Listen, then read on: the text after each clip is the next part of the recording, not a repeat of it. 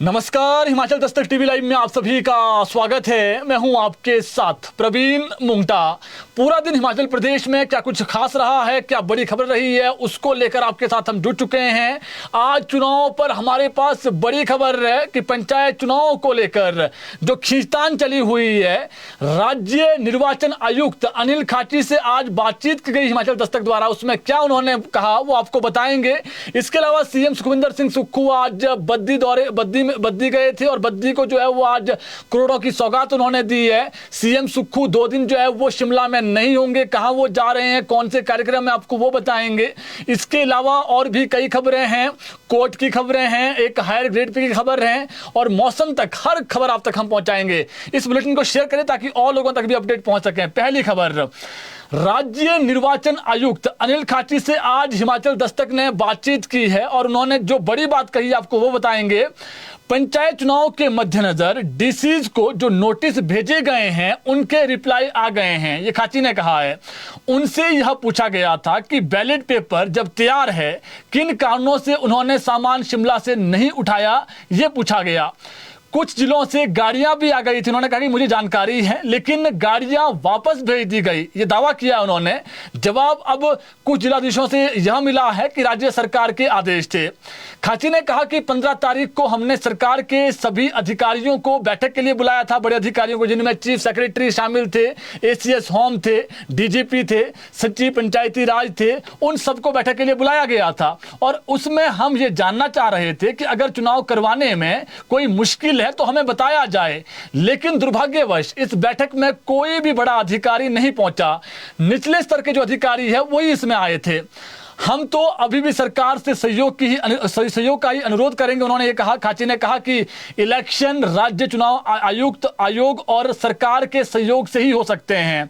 दोनों का सहयोग परस्पर बेहद जरूरी है। अगर परिस्थितियां खराब हैं तो हमें बताया जाता समय पर। खाची ने कहा कि वोटर लिस्ट फाइनल है, बस जिला निर्वाचन अधिकारी अगर चाहे तो 2 मिनट में साइन करके इसको पब्लिश कर सकते हैं। खाची ने कहा कि हम इलेक्शन के लिए पूरे तैयार हैं, बस हमारा जो सामान शिमला में है, यानी जो बैलेट पेपर हैं वो जिलाओं में पहुंच जाएं, ये वो चाहते हैं जल्द से जल्द।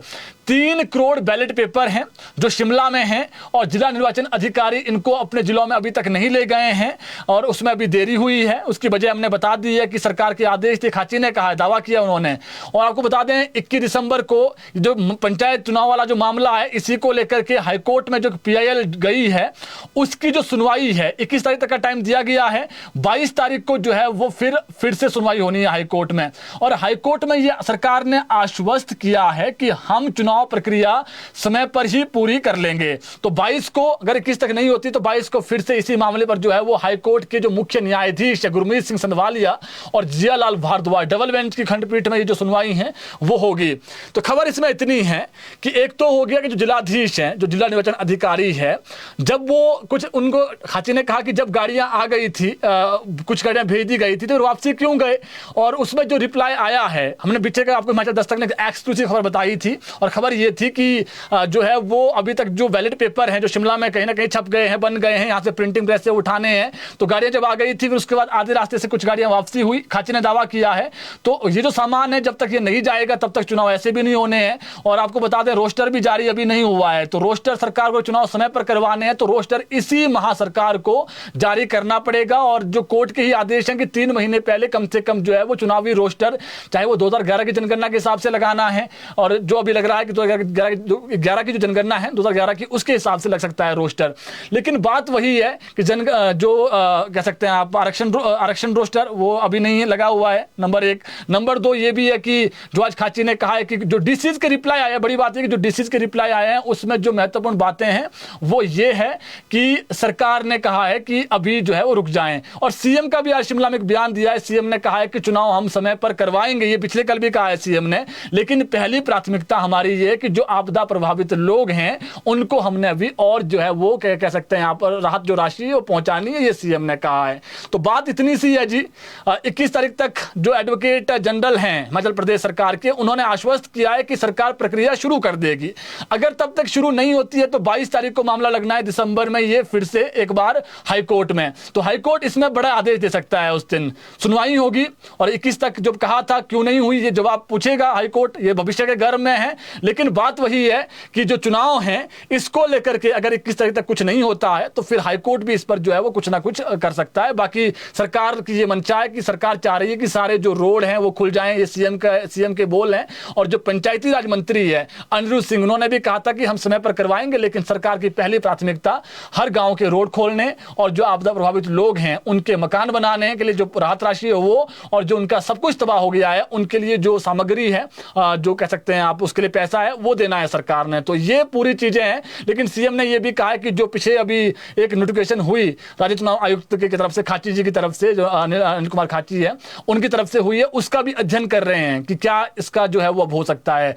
प्रदेश में डिजास्टर एक्ट लागू है और एक चीज ये भी है, डिजास्टर एक्ट लागू है तो इस चक्कर में आप देखिए जो हमारे पड़ोसी राज्य हैं, हरियाणा आप जिक्र कर लीजिए, उत्तराखंड का जिक्र कर लीजिए, वहां पर हुआ है ऐसा एक बार कि चुनाव जो है वो थोड़े आगे खिसके हैं।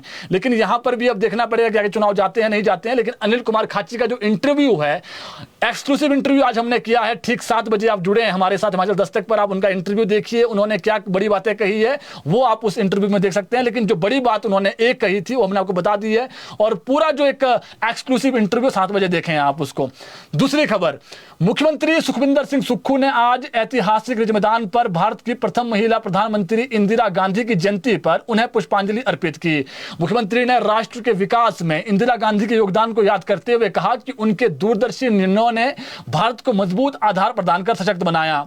इसके बाद मुख्यमंत्री सुखविंदर सिंह सुक्खू दोपहर बाद सोलन जिला के बद्दी गए और यहां उन्होंने 383 करोड़ रुपए की 12 विकासात्मक परियोजनाओं के जो है वो लोकार्पण और शिलान्यास किए। बद्दी के लिए बड़ा दिन था। उन्होंने 86 करोड़ रुपए की लागत से निर्मित बद्दी साई रामशहर सड़क, दून क्षेत्र में 15.78 करोड़ रुपए की लागत के ट्यूबवेल, 10.64 करोड़ रुपए से निर्मित नागरिक अस्पताल बद्दी और 3.15 करोड़ रुपए की लागत से सामुदायिक स्वास्थ्य केंद्र बरोटीवाला के नवनिर्मित जो भवन है उसका उद्घाटन किया। उन्होंने शिक्षा खंड बद्दी में हरिपुर, संडोली, सूरज, माजरा, लबाना और चक्का में नवनिर्मित जो राजकीय प्राथमिक विद्यालय है उनका लोकार्पण भी किया। वहीं मुख्यमंत्री ने आज 73.21 करोड़ रुपए की लागत से जो है वो विश्वसनीय जो विद्युत आपूर्ति योजना है बद्दी की, और इसके अलावा 63.73 करोड़ रुपए से निर्मित होने वाली बद्दी शीतलहर जगातखाना सड़क, 40 करोड़ रुपए की से के जो है वो आईएसबीटी बद्दी, 37.67 करोड़ रुपए की लागत से निर्मित होने वाले मिनी सचिवालय का जो भवन है बद्दी वाला। इसके अलावा जो छोटे मोटे वहां बद्दी के छूटे हुए जो क्षेत्र है वहां पर 37.10 करोड़ रुपए की लागत से सीवरेज योजना और कल्याणपुर में 5 करोड़ रुपए की लागत से निर्मित होने वाले Rajiv Gandhi day boarding school की आधारशिला भी रखी। इस दौरान सीएम सुक्खू ने सामुदायिक स्वास्थ्य केंद्र बरोटीवाला का लोकार्पण भी किया और जो सिविल अस्पताल बद्दी है उसके भवन का निरीक्षण भी किया। सीएम सुक्खू अगले 2 दिन शिमला में नहीं है। कल सीएम कुल्लू होंगे, परसों बिलासपुर होंगे। कुल्लू और बिलासपुर दौरे पर रहेंगे 2 दिन सीएम। मुख्यमंत्री सुखविंदर सिंह सुक्खू कल कुल्लू प्रवास पर रहेंगे। सीएम का रात्रि ठहराव कल मनाली में होगा। इस दौरान मुख्यमंत्री लोगों की समस्याओं को सुनेंगे और आपदा से प्रभावित हुए परिवारों से भी मुलाकात करेंगे। मुख्यमंत्री कार्यालय द्वारा जारी टूर प्रोग्राम के हिसाब से सीएम सुबह 9 बजे अन्नाडेल हेलीपैड से उड़ान भरेंगे और सुबह 9:30 बजे मनाली 7 से हेलीपैड पहुंच जाएंगे। यहां से सीएम सड़क मार्ग के जरिए पतली कुहल जाएंगे और यहां पर जो नेशनल लेवल पे एक बड़ी कॉन्फ्रेंस होनी है अधिकारियों की, उसका शुभारंभ करेंगे। इसके बाद सीएम यहां से दोपहर 12 बजे सड़क मार्ग के जरिए लगवैली जाएंगे और सीएम यहां पर आपदा प्रभावित परिवारों से मुलाकात करेंगे। इसके बाद सीएम दोपहर 1:30 बजे कल भुंतर एयरपोर्ट पहुंच जाएंगे जहां पर उनका लंच होगा। सीएम यहां से फिर दोपहर 2:15 बजे बंजार जाएंगे। सीएम बंजार में जो है वो जो जहां पर आग लगी कुछ दिनों पहले ही, वहां पर जो बेघर हुए परिवार हैं उनसे मुलाकात करेंगे। सीएम आपदा प्रभावित क्षेत्रों का दौरा भी करेंगे और 5 बजे के लगभग मनाली जो सर्किट हाउस है वहां पर सीएम पहुंचेंगे और रात्रि ठहराव सीएम का मनाली में है कल। तो 21 नवंबर का जो शेड्यूल है वो भी आ गया है। 21 तारीख को यानी परसों सीएम बिलासपुर दौरे पर रहेंगे और सीएम बिलासपुर में जल तरंग जोश महोत्सव 2025 गोविंद सागर लेक में जो होना जा रहा है उसका फ्लैग ऑफ करेंगे। उसके बाद सीएम लुहणु ग्राउंड में विभिन्न जो परियोजनाएं हैं उनके उद्घाटन और जो शिलान्यास हैं वो करेंगे और शाम 4 बजे सीएम का वापसी शिमला पहुंचने का कार्यक्रम है। तो अगले 2 दिन सीएम शिमला में नहीं है। परसों शिमला आएंगे सीएम, लेकिन शाम के समय आएंगे जी। इसके अलावा राज्य विद्युत बोर्ड में बिजली उपभोक्ता मित्र की भर्ती के लिए न्यूनतम शैक्षणिक योग्यता सामने आ गई है और इसके तहत बिजली बोर्ड में 10वीं और जो ITI है न्यूनतम जो शैक्षणिक योग्यता है वो तय की गई है।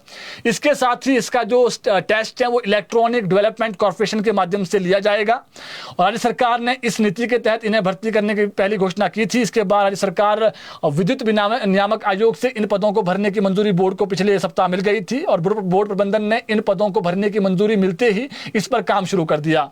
भले ही ये भर्ती आउटसोर्स के माध्यम से हो रही है, लेकिन राहत की बात यह है कि किसी निजी एजेंसी के माध्यम से नहीं बल्कि सरकारी एजेंसी के माध्यम से ही जो है वो नियुक्ति की जा रही है। बिजली बोर्ड को विद्युत नियामक आयोग से मिली मंजूरी में 2 ही शर्तें लगाई गई है।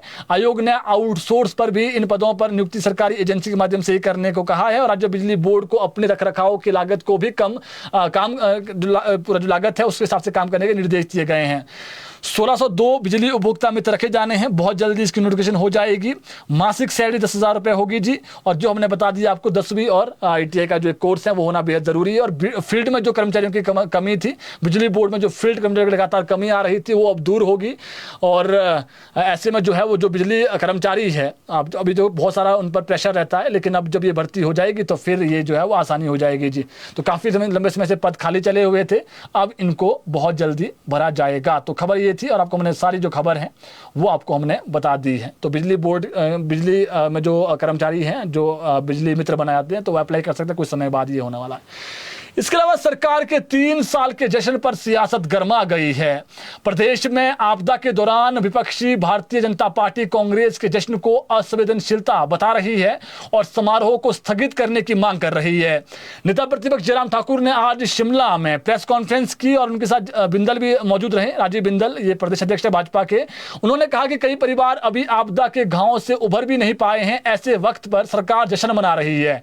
सरकार को पहले पुनर्वास कार्यों पर ध्यान देना चाहिए, न कि समारोह पर। जयराम ने कहा कि प्रदेश आपदा के दौर से गुजर रहा है और पीछे देखा किस प्रकार नुकसान हुआ। राज्य में अभी भी डिजास्टर एक्ट लागू है।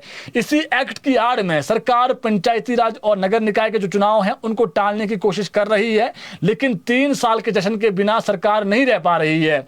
उन्होंने कहा कि थोड़ी सी भी लज्जा अगर सरकार को है तो जश्न का जो कार्यक्रम है उसको वापस लें इसका फैसला। जयराम ने कहा कि कर्मचारियों को सैलरी नहीं, पेंशनर को पेंशन नहीं मिल रही समय पर। आरोप लगाया उन्होंने बेरोजगारों को रोजगार, उल्टा हजारों की संख्या में जो आउटसोर्स कर्मचारी है उनको नौकरी से निकाला जा रहा है। ये उन्होंने आरोप लगाए हैं प्रेस कॉन्फ्रेंस में। 3 साल में सरकार की एक भी ऐसी योजना नहीं जो जनता की जुबान पर हो। उल्टा हिम केयर योजना, सहारा योजना, मुख्यमंत्री स्वावलंबन जो योजना है उनका जो पैसा है वो सरकार ने बंद किया है, ये भी उन्होंने आरोप लगाया है। ऐसे में जश्न किस बात का है, ये जयराम ठाकुर ने कहा है। उन्होंने कहा कि अगर थोड़ी भी लज्जा बची है तो जश्न मनाने का जो फैसला है वो सरकार वापस लें। वही नेता प्रतिपक्ष जयराम ठाकुर ने बिहार में भारतीय जनता पार्टी की प्रचंड जीत के बहाने सत्तारूढ़ कांग्रेस पर तंज कसा है। जयराम ने कहा कि बिहार में कांग्रेस पार्टी बुलेरो गाड़ी में फिट हो गई है, अब हिमाचल में कोशिश करेंगे कि कांग्रेस विधायक दल ऑल्टो में फिट हो जाए। जयराम ठाकुर यही नहीं रुके। उन्होंने कहा कि मुख्यमंत्री सुखविंदर सिंह सुक्खू की प्रिय गाड़ी ऑल्टो है, इसलिए कोशिश करेंगे कि कांग्रेस का जो पूरा विधायक दल है उसको हम ऑल्टो गाड़ी में ही जो है वो आ जाए। वहीं भाजपा के प्रदेश अध्यक्ष राजीव बिंदल ने आज प्रेस वार्ता के दौरान कहा कि सरकार की 3 साल की नाकामियों के विरोध में भारतीय जनता पार्टी 4 दिसंबर को धर्मशाला के जोरावर स्टेडियम में बड़ा प्रदर्शन करेंगी। बिंदल ने कहा कि यह सरकार यदि चुनाव टालने और लोकतांत्रिक संस्थाओं को कमजोर करने का प्रयास करेगी तो भाजपा इसके खिलाफ लड़ाई लड़ेगी। उन्होंने कहा कि सरकार चुनावों में हार के डर से चुनाव टालने की कोशिश कर रही है। उधर विधानसभा के विंटर सेशन से पहले विपक्ष ने पूरी जो कमर है वो कस ली है और 26 दिसंबर से धर्मशाला के तपोवन में जो सत्र होना है उसके लिए जो भाजपा है वो हर मोर्चे पर जो है वो कांग्रेस को घेरने की रणनीति बना रही है पार्टी। इस सिलसिले में नेता प्रतिपक्ष जयराम ठाकुर की अध्यक्षता में अभी कुछ देर पहले ही शिमला में विधायक दल की जो बैठक है वो शुरू हो गई है। इसमें सभी भाजपा के विधायक उपस्थित हैं और बीजेपी विधानसभा में आपदा प्रबंधन, बेरोजगारी, कानून व्यवस्था, सड़क और वित्तीय संकटों जैसे मुद्दों पर सरकार को घेरेगी। इसी को लेकर के विधायक दल की जो बैठक है वो शिमला में अभी कुछ देर पहले शुरू हुई है। इसके अलावा प्रदेश के लाखों पेंशनरों ने सरकार के खिलाफ निर्णायक आंदोलन की चेतावनी दे दी है, घोषणा भी कर दी है। भारतीय राज्य पेंशनर महासंघ ने बताया कि शीतकालीन विधानसभा सत्र के दौरान 28 नवंबर को धर्मशाला के तपोवन रोड स्थित जोरावर स्टेडियम में सरकार का जो है घेराव किया जाएगा। इस आंदोलन में प्रदेश के 17 संगठन भाग लेंगे, जिसका नेतृत्व संयुक्त संघर्ष समिति करेगी। समिति के सदस्यों का कहना है कि इसमें DA और जो मेडिकल बिल हैं उनका भुगतान नहीं हुआ है उसका मामला उठाया जाएगा और भी बहुत बहुत सारे मसले हैं। इसके साथ ही छठे वेतन को लेकर भी अपनी मांगों पर जोर दिया जाएगा, ये उन्होंने कहा है जी पेंशनरों ने। इसके अलावा विधानसभा के शीतकालीन सत्र के लिए विधायकों की ओर से अभी तक 650 से जो अधिक प्रश्न हैं वो विधानसभा सचिवालय तक पहुंच चुके हैं। यह प्रश्न विभागों को जवाब के लिए भेजे जा रहे हैं। सभी प्रश्न ऑनलाइन मिले हैं। सत्र 26 नवंबर से 5 दिसंबर तक धर्मशाला में होगा जी, तपोवन में, और यह सत्र अब तक का सबसे लंबा सत्र होगा और जिसमें सत्ता पक्ष और जो विपक्षी दल हैं वो दोनों तैयारी कर चुके हैं। विधानसभा सचिवालय के अधिकारियों के अनुसार अधिकांश प्रश्न आपदा प्रबंधन, राहत कार्य आदि से जुड़े हुए हैं। बीती बरसात प्राकृतिक आपदाओं ने प्रदेश में भारी नुकसान पहुंचाया है। इसके चलते विधानसभा के जितने भी विधायक हैं उन्होंने अपने क्षेत्रीय मुद्दों को सवालों के माध्यम से उठाया है सदन में। खासकर भूस्खलन, भारी बारिश से हुए नुकसान, राहत पैकेज के वितरण और क्षतिग्रस्त सड़कों की मरम्मत से जुड़े प्रश्नों की संख्या सबसे अधिक रहने वाली है। इसके अतिरिक्त सड़क, पानी, स्वास्थ्य सेवाएं, बिजली आपूर्ति और खनन गतिविधियों से संबंधित जो प्रश्न है वो लगाए गए हैं। इसके अलावा प्रदेश सरकार ने शून्य नामांकन या 5 से कम छात्रों वाले सरकारी वरिष्ठ माध्यमिक विद्यालयों और उच्च विद्यालयों को डिनोटिफाइड डाउनग्रेड करने के बाद इनके स्टाफ, रिकॉर्ड और जो बुनियादी ढांचे के प्रबंधन को लेकर विस्तृत जो दिशा निर्देश है वो जारी कर दिए हैं। बड़ी खबर है शिक्षा विभाग की। शिक्षा सचिव की ओर से जारी निर्देशों को निदेशक स्कूल शिक्षा और जिला के उपनिदेशकों को तत्काल प्रभाव से लागू करने को कहा गया है। यह दिशा निर्देश सरकार की ओर से 8 और 14 अक्टूबर 2025 को जारी अधिसूचनाओं के अनुपालना में जारी किए गए हैं। सरकार ने स्पष्ट किया कि फर्नीचर, किताबें, खेल सामग्री सहित स्टॉक आइटम बड़े स्कूलों के हिस्से आएंगे। फर्नीचर, पुस्तकें, खेल सामग्री, वाद्य यंत्र जैसे स्टॉक की वस्तुओं को सबसे पहले उसी स्कूल में उपयोग किया जाएगा यदि आवश्यकता हो, जहां पर स्ट्रेंथ है। यदि वस्तुएं जरूरत से अधिक हो तो उन्हें उसी परिसर में आने वाले अधिक नामांकन वाले जो जरूरतमंद स्कूल हैं उसमें वितरित किया जाएगा। डिनोटिफाइड डाउनग्रेड स्कूलों में तैनात शिक्षकों को नजदीकी उन स्कूलों में भेजा जाएगा जहां नामांकन अधिक है और जहां पढ़ाई के लिए स्टाफ की आवश्यकता है। स्थानांतरण सरकारी अनुमोदन के बाद ही होंगे। जिन स्कूलों में स्टाफ भेजा जाएगा वहां पोस्ट की शिफ्टिंग के लिए अलग प्रस्ताव तैयार करना होगा। स्टाफ समायोजन के बाद संबंधित पद भी उच्च नामांकन वाले स्कूलों में ही स्थानांतरित किए जाएंगे। समान रूप से मल्टीटास्क वर्कर, वाटर कैरियर की जो सेवाएं हैं वो संबंधित स्कूल या उपनिदेशक के पास उपलब्ध रहेंगी और आवश्यकता अनुसार उपयोग में लाई जाएगी। School record cluster senior secondary school में सुरक्षित होगा। तो सरकार ने स्पष्ट मंशा कर दी है जी, जहां स्ट्रेंथ अच्छी है वहां पर चाहे वो फर्नीचर हो, स्कूली किताब हो, जितनी भी अच्छी चीजें हैं वो हमने वहां भेजनी है। जहां पर डाउनग्रेड किए गए स्कूल, जहां बच्चे कम हैं, कोशिश वहां पर यह की जा रही है कि जहां पर देखिए हमने पीछे खबर बताई थी आपको, चाहे वो लेक्चरर्स हो, जहां पर 2 लेक्चरर्स भेजे गए हैं, जरूरत सिर्फ एक की है, तो वहां से एक जो लेक्चरर दूसरे स्कूल में जाएंगे। इसका डाटा जो खंगाला जा रहा है। तो सरकार की मंशा ये है कि जहां पर स्ट्रेंथ अच्छी है, 400 बच्चा जिस स्कूल में है वहां पर टीचर भी पूरे हो, फर्नीचर की कमी नहीं होनी चाहिए, वहां पर जो है वो कोई भी चीज की जो कमी है वो नहीं होनी चाहिए। ये सरकार की मंशा, इसी को लेकर जो दिशा निर्देश है वो दे दिए गए हैं। इसके अलावा एक अच्छी खबर है, ये जो महिलाएं हैं जो मातृत्व अवकाश के लिए अप्लाई करती है महिलाएं, और मिलता भी उनका हक भी है, लेकिन एक जो अनोखा फैसला हम कह सकते हैं अभी तक इंप्लीमेंट नहीं हुआ था, तीसरे बच्चे के जन्म पर भी महिला को मातृत्व अवकाश मिलेगा। हाईकोर्ट के आदेश। हाईकोर्ट ने जो एक महिला याचिकाकर्ता है उसके तीसरे बच्चे के जन्म पर मातृत्व अवकाश देने का ऐतिहासिक फैसला दिया है। न्यायाधीश ज्योत्सना रिवाल दुआ की अदालत ने संविधान के अनुच्छेद 15, 21, 42 और 51 के अनुसरण में महिला की गरिमा से जोड़ते हुए यह फैसला सुनाया है।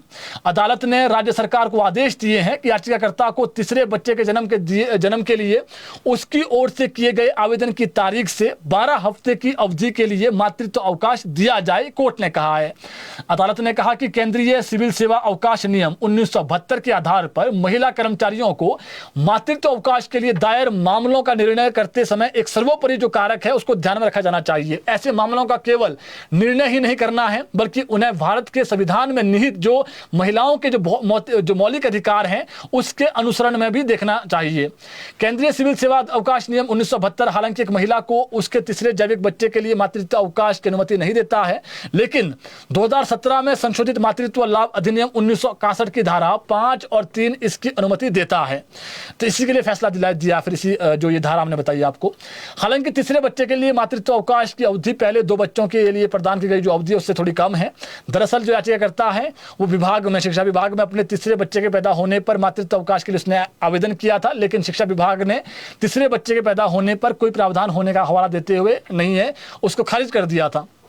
जो महिला है ये कोर्ट गई तलाक के, हालांकि इसमें जो टर्निंग पॉइंट है, जो इसमें महत्वपूर्ण बात है, जो याचिकाकर्ता है, जो लेडी है, इसका तलाक के बाद दूसरे पति से इसका जो पहला जैविक बच्चा है, तलाक दिया है इसने अपने पति को, और शादी से पहले जो 2 बच्चे पैदा हुए हैं, जिनमें एक जो बच्चा वो गंभीर बीमारी का शिकार है, और याचिकाकर्ता ने एक ऐसे व्यक्ति से दूसरा विवाह किया है जिसने अपनी पहली पत्नी और पहली शादी से हुए अपने इकलौते बच्चे को सड़क हादसे में खो दिया था।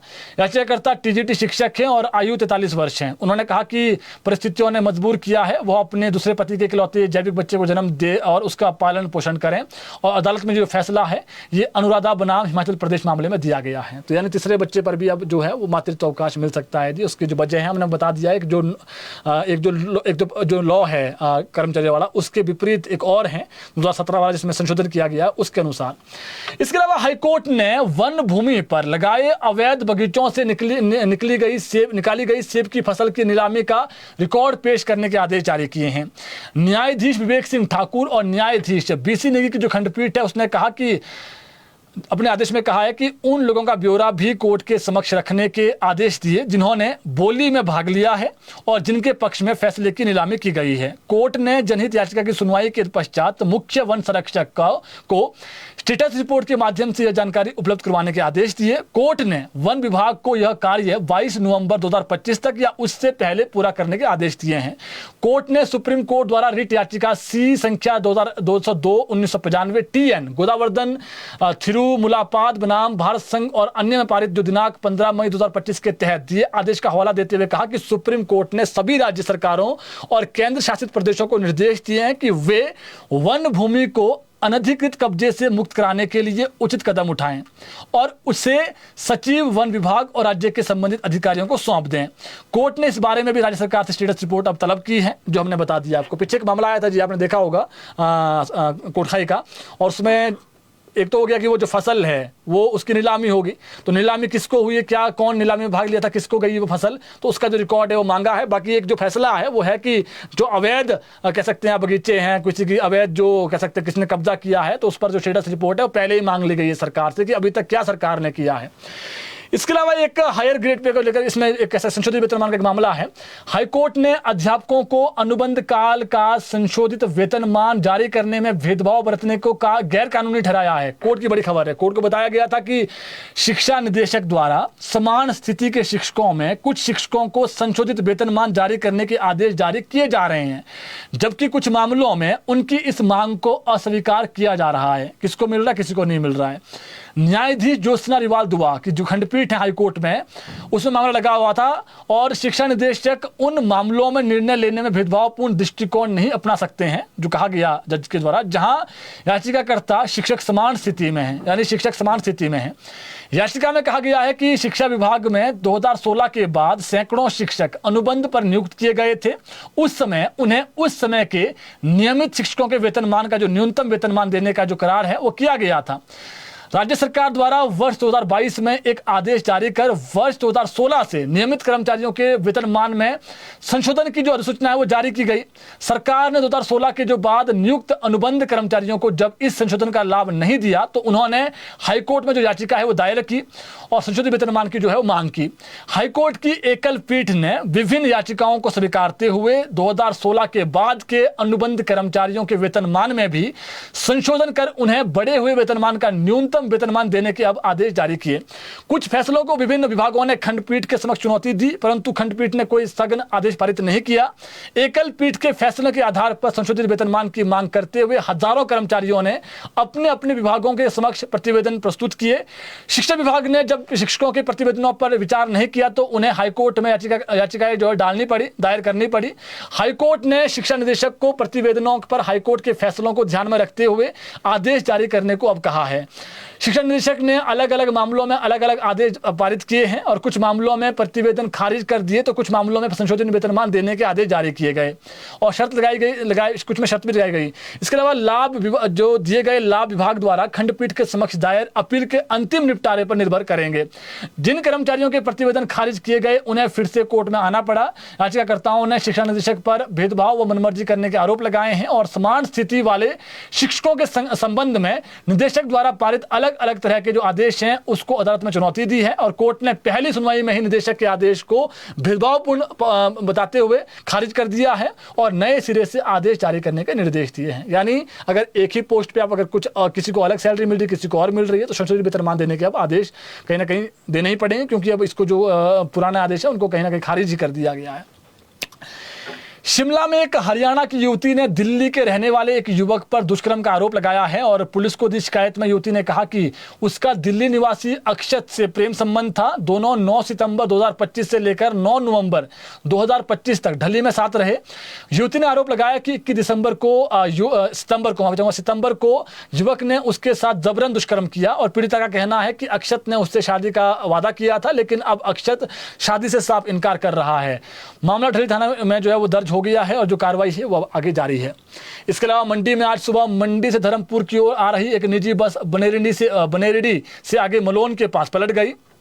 बस अचानक अनियंत्रित होकर सड़क से नीचे पलट गई और गनीमत रही कि हादसे में सभी यात्री सुरक्षित हैं, किसी को गंभीर चोट नहीं आई है और हादसे के दौरान बस में 28 से 20 यात्री सवार थे। तो अच्छी बात यह थी कि कोई जानी नुकसान नहीं हुआ है और दुखद बात यह कि सड़क हादसा हुआ है और जो नुकसान बस को तो नुकसान हुआ है। इसके अलावा शिमला जिला के रामपुर उपमंडल के शांत रठो गांव में बीती रात एक 3 मंजिला मकान आवासीय जो इमारत है भीषण आग की चपेट में आ गई। जिस वक्त यह हादसा हुआ, अग्निकांड हुआ, उस समय इमारत में किराए पर रह रहे मजदूर भीतर मौजूद थे। जैसे उन्हें आग लगने की भनक लगी तो कामगारों ने तुरंत सतर्कता दिखाते हुए मकान से बाहर निकलकर अपनी जान बचाई, जिसमें कोई जनहानि है, जो किसी व्यक्ति की जान नहीं गई है। बात कर ले मौसम की, तो प्रदेश में जो मौसम है वो अभी 2-4 दिन बिल्कुल साफ है। यानी अभी पूरे नवंबर माह की अगर बात करेंगे आप, तो जो मौसम विभाग का पूर्वानुमान है उस अनुसार जो बारिश होती थी नवंबर में उससे बहुत कम बारिश हुई है अभी तक। यानी कह सकते हैं नाम मात्र बारिश हुई है, 70 से 80% के लगभग बारिश हुई नहीं है सामान्य से। तो ऐसे में जो बारिश नहीं हुई है, ऐसे में जो तापमान है उसमें भारी गिरावट हुई है। आगामी समय में जो ठंड है वो बढ़ेगी, ये मौसम विभाग का पूर्वानुमान है। और बारिश अभी 4-5 दिन अगले नहीं है। तो ये बारिश को लेकर अपडेट हमारे पास था। बाकी पंचायत चुनाव पर जो हमने खबर है आपको बता दी है जी, जो डीसीज को नोटिस भेजे गए थे जिला राज्य निर्वाचन आयुक्त की तरफ से, उसके रिप्लाई आ गए हैं। उन्होंने कहा कि सरकार ने मना किया है अपने रिप्लाई में और अब जो डिसीजन है वो राज्य चुनाव आयुक्त ने लेना है कि क्या करना है इनको लेकर। अनिल कुमार खाची इस पर डिसीजन लेंगे और ऐसे में चुनाव जो आयुक्त हैं उनके पास पावर्स बहुत सारी रहती है। तो अब क्या वो आगे इस पर डिसीजन लेंगे वो तो उन्हीं का जो है विशेष अधिकार है। लेकिन ये जरूर है, आज राज्य निर्वाचन आयुक्त का जो एक्सक्लूसिव इंटरव्यू हमने किया है 7 बजे, आप देखें उस इंटरव्यू को, उसमें सारी चीजें आपको पता लग जाएगी कि चुनाव कब होने, क्या स्थिति है। लेकिन एक बात जरूर है कि 21 दिसंबर से पहले अगर सरकार चुनाव प्रक्रिया शुरू नहीं करती है तो 22 तारीख को फिर ये मामला हाईकोर्ट में लगा है। डबल बेंच का मामला है। इसमें जो मुख्य न्यायाधीश हैं उनकी गुरमीत सिंह सदावालिया और जो दूसरे हैं जज जेराल भारद्वाज, उनके खंडपीठ में मामला लगेगा। फिर उसमें सुनवाई होनी है और हाईकोर्ट भी कोई बड़े आदेश दे सकता है। तो फिलहाल 7 बजे का बुलेटिन आप देखिए, 7 बजे जो है वो एक्सक्लूसिव इंटरव्यू देखेंगे आप अनिल कुमार खाची का, वो क्या कहते हैं पंचायत चुनाव को लेकर, उसमें आप उसको जरूर देखें। बाकी यही है कि चुनाव आयुक्त जो है वो राज्य चुनाव आयुक्त जो है बिल्कुल तैयार हैं। 3 करोड़ बैलेट पेपर शिमला में है। जैसे ही डीसीज जो जिला निर्वाचन अधिकारी हैं वो बैलेट पेपर ले जाएंगे, उसके बाद फिर जो आगे की जो प्रक्रिया है वो शुरू होगी। और उन्होंने कहा है कि सहयोग की अपील की है उन्होंने कि सहयोग ही मांग रहे हैं हम कि सरकार सहयोग दें। अगर कोई बड़ी वजह है तो वो भी बता दें हमें कि क्या वजह है जिससे चुनाव जो है वो आगे टाले जाएं। तो अभी इतना ही, कल जुड़ेंगे आपके साथ ठीक 6 बजे। बुलेटिन को शेयर करें ताकि और लोगों तक भी अपडेट पहुंच सकें। धन्यवाद।